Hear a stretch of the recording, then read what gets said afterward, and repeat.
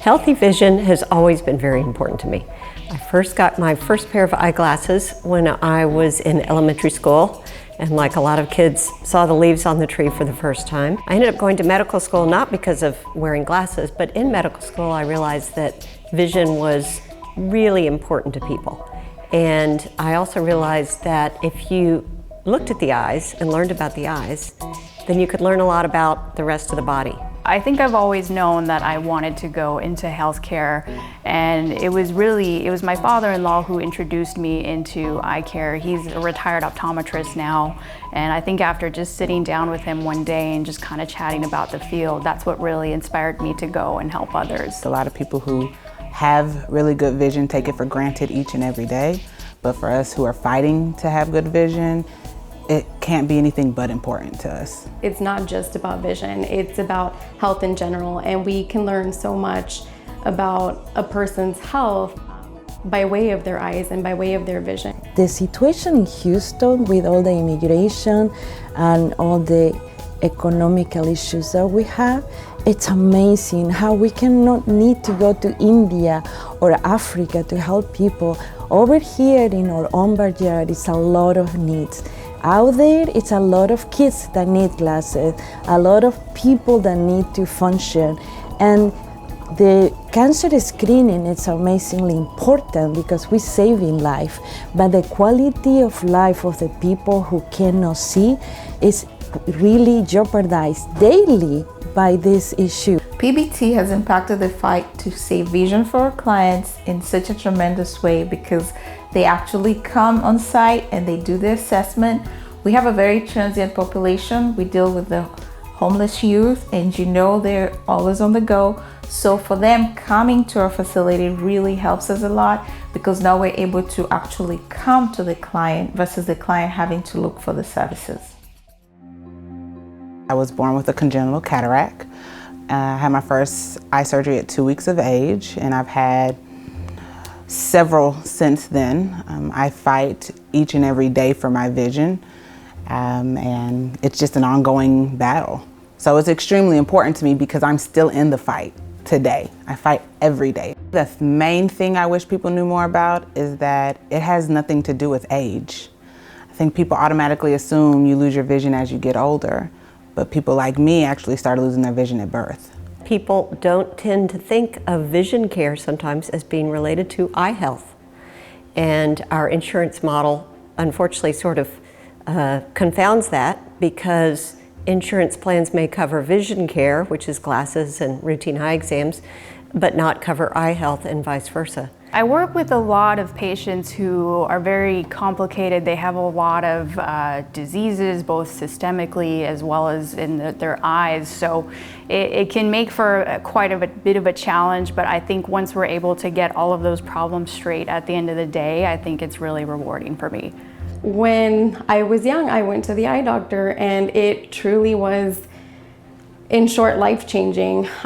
It's really incredible to go back and think about what life was before my first pair of glasses. But in truth, it's not even just about glasses. As I mentioned earlier, there's so much more to vision than just, what are we able to see or not see. When we go out to the community and we offer a service, we are limited by the tools we have. When this partnership got together and this group got together, what we offer to the people is something they don't have. So if you come from one event and you not only can get your cervical cancer screening, your mammogram, but also you're gonna get your eyes checked, you understand that the community needs get met by this type of partnership. Once we start doing this and know that we're doing the same and we have the same goal, we become family. We become family and we need each other so we can help people. It's way too important. You really have to look for an eye doctor, make an appointment, and then that's taken care of. Now imagine a homeless person. That is not going to be their priority because their priority is shelter and food and the basic needs. So having PBT coming over does highlight the actual needs that the young adult is not even aware of, that, hey, I'm losing my eyesight or something is going on with me and I need this to be taken care of. And it's especially important in children.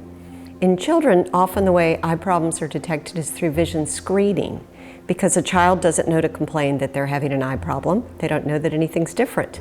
But vision screening through the schools or the community centers or the primary health care doctors allows you to pick up vision problems that are treatable in children and impact their whole life.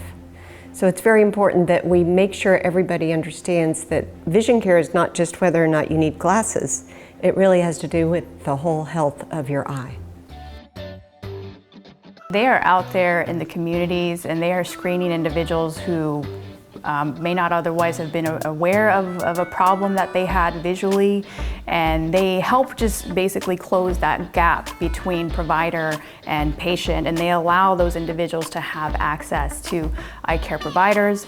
Prevent Blindness Texas has definitely played a big role in getting some education out there to the public. They do vision screenings out in our communities. They really look for all kinds of opportunities where they can participate to perform these vision screenings and inform our public and our communities on the importance of having regular preventative eye care. They have a really strong core group of individuals who just genuinely care about the organization.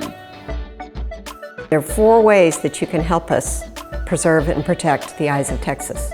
First is with your dollars. We know that you can pick up somebody, pay for a screening visit for somebody who doesn't know they have a vision problem, diagnose them with early glaucoma, which is potentially blinding, put them on affordable drops, and preserve their vision for the rest of their lifetime. And that's money well spent. The second part is if you want to be hands-on, you could train to be a certified vision screener and go and help at community centers or online or in schools to help with screening. A third way you can help is with your voice. You can advocate for vision screening in your legislature, and you can make sure that insurance covers vision care and eye health for people from birth to seniority. And the last way you can help is educating yourself about vision problems. You can learn all sorts about different eye problems that could affect you and your friends through Prevent Blindness Texas, and then you can be an advocate and help your friends understand the importance of getting regular eye health and the importance of what Prevent Blindness Texas does in their community. If we could prevent it, if we could educate, if we could get to it sooner, why don't we do the work? Let's fight together and make that happen. I mean, the more people that come together to collaborate, that's powerful. That's what makes the difference. Our population is not the kind to go look for vision services, so PBT coming to Covenant House helps us provide the service that they will otherwise neglect until it's something that they cannot deal with.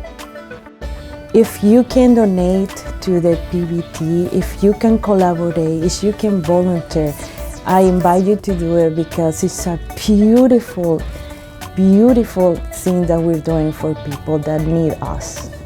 And a lot of people need us. I think just being able to tell them that there is light at the end of the tunnel and that there is hope for their vision, and I think that really just is what makes it for me. And so we know that the money spent dollar for dollar is not just on research for things that we'd like to fix, it's for things that we can prevent and fix right now.